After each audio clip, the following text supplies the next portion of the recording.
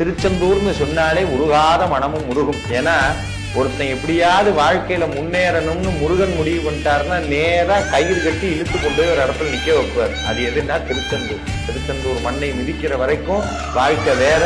அதுக்கு மண்ணை மிதிச்சு முருகன் உங்களை பார்த்துட்டாருன்னா அதுக்கப்புறம் வாழ்க்கை வேற.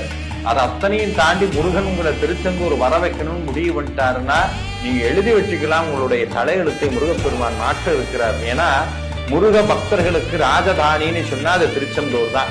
சைவ சமயத்தை பொறுத்த வரைக்கும் கைலாய மலையில போய் சிவபெருமானை பார்ப்பது எவ்வளவு பெரிய புண்ணியமோ அதை விட பல கோடி மடங்கு புண்ணியம் முருகப்பெருமானுடைய கைலாய மலையாக இருக்கக்கூடிய ஸ்கந்தமாதன பருவம்னு இருக்கக்கூடிய திருச்செந்தூருடைய முருகனை போய் பார்க்கிறது. ஏன்னா திருச்செந்தூரை பத்தி புகழாத இலக்கியங்களே கிடையாது. நம்மளுடைய சங்க இலக்கியங்கள்ல தொடங்கி இப்ப இருக்கிற புலவர்கள் வரைக்கும் அத்தனை பேரும் திருச்செந்தூரை பாடுறாங்க. ஏன்னா திருச்செந்தூரை பாடினாதான் நல்ல வாழ்க்கை அமையும். திருச்செந்தூர் முருகனுடைய திருப்புகளை பாடினால் வாழ்க்கையில் பல திருப்பங்களை முருகப்பெருமான் கொண்டு வந்து தருவார்.